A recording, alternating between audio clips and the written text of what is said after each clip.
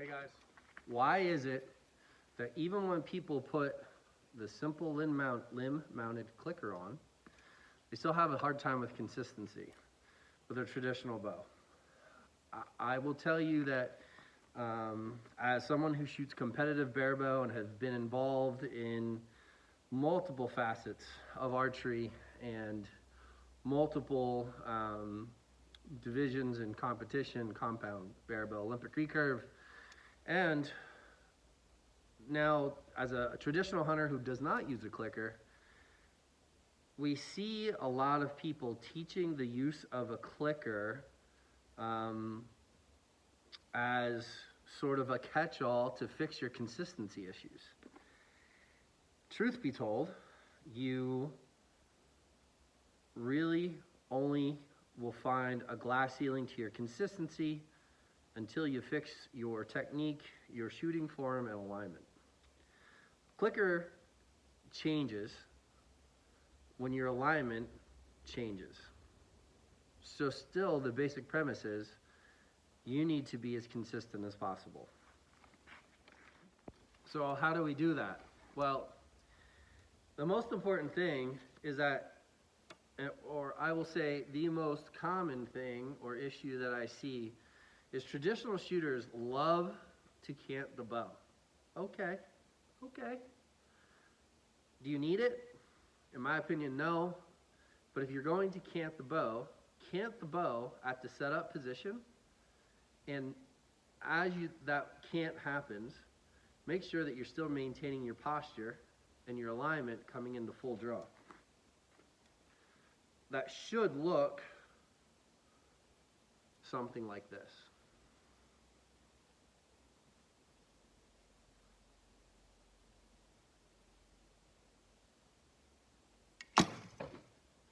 So it's very important that you learn to find the even amount of tension and direction on both sides of your body, both into the bow arm, going toward the target, and in the back tension as you're expanding through the shot. Herein lies the problem with canting at the waist and trying to hold that bow vertical. When we do this, we see it all over the internet. People are allowing or trying to teach consistency by going like this. You can clearly see the amount of distance that's still left in the clicker. That clicker is set at a vertical posture, head over my spine and between my shoulders, and for me to be able to reach full alignment, get 100% back tension, and expand through the clicker as it goes off. But how do you get to full expansion? By leaning over at your waist, by canting at your waist and keeping the bow vertical in your hand, instead of just letting the bow or setting the grip in a position or building the grip in a position that creates a cant that works for you in a traditional bow. Let's try that again. I'm going to lean over. Let's see how far I have to pull to get the clicker to go off.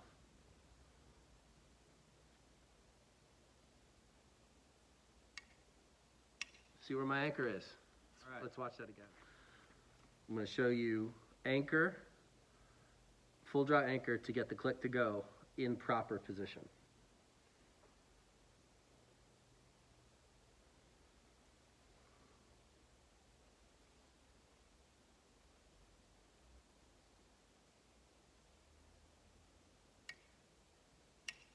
Okay, you can see the anchor, corner of the mouth, good wrap of the thumb behind my jaw. Now watch when I lean over where the anchor ends up at. So I'm going to cant at my waist. I'm going to lean over into the shot at my waist.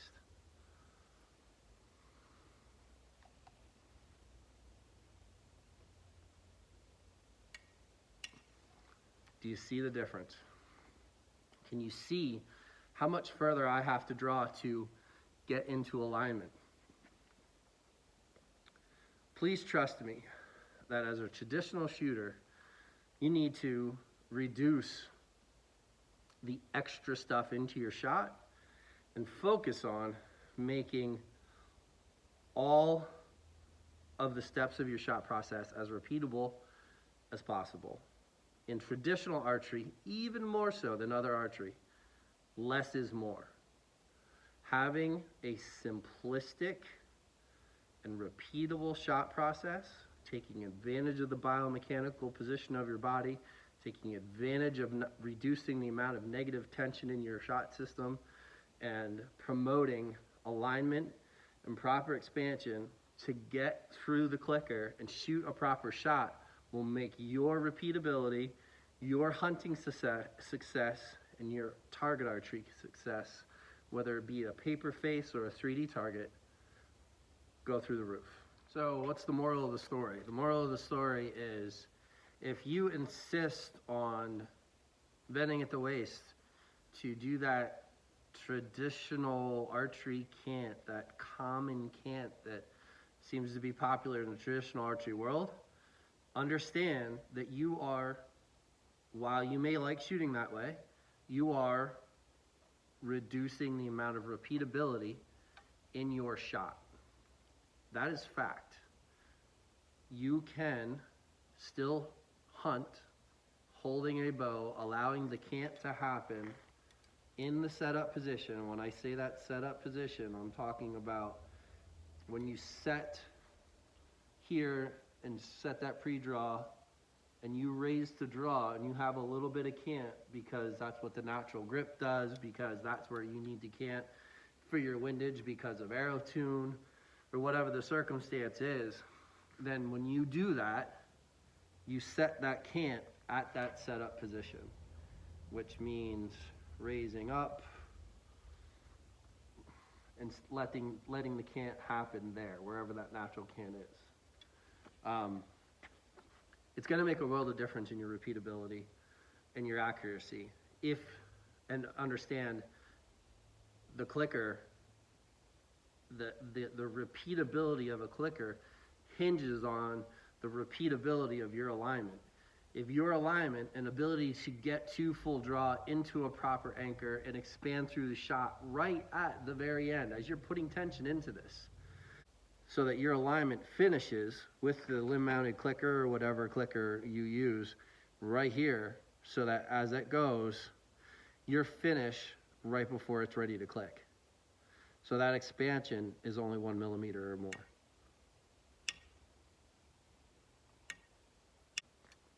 That's where your alignment and your anchor have to get to that point just before the clicker is going to break. And when the clicker breaks, it should only take 1 to 1.5 seconds of expansion for it to break, and then you can finish the shot properly. When you are bending at your waist and causes you to have to draw back much further, it is obvious that you are overdrawing to get to a fake alignment. I'm calling it a fake alignment because it really is, and your consistency is going to go down. Please, traditional archers, try to adopt more of a researched and repeatable form that is similar to what the United States Archery National Training System is, and apply to it the nuances of traditional, the 3 under, the corner of the mouth, the eye tooth, the cheekbone, whatever your anchor is, and try to refine the points that create consistency. When you do that, your hunting, shooting, and 3D success will go up. I promise you. Thanks for watching the Grass Hollow Archery YouTube page. I appreciate it. Be safe out there and good luck.